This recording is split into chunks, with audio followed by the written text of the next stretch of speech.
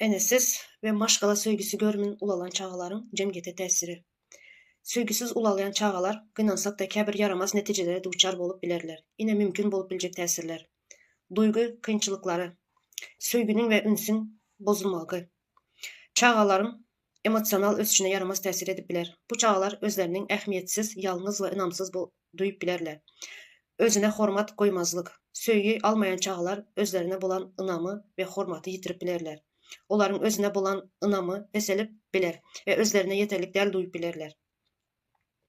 Sosyal gatnaşıklarda kıyınçılık. Söygünün bolmazlığı çağaların başkalar bilen sağdın ve hopsuz gatnaşık kurmağına kıyınlaştırıp biler.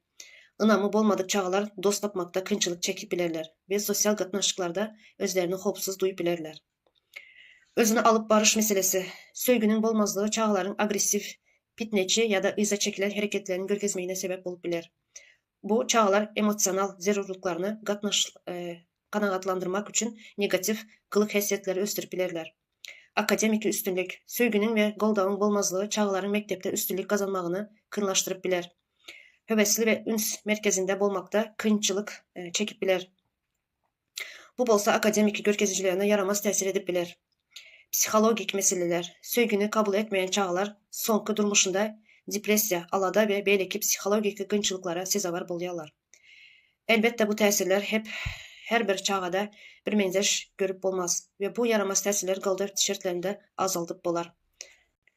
Çağaların sağdın ösmeyi üçün söýgü ve inamdan dolu gurşavda ulalmağı mühümdür. Ine ildeşler.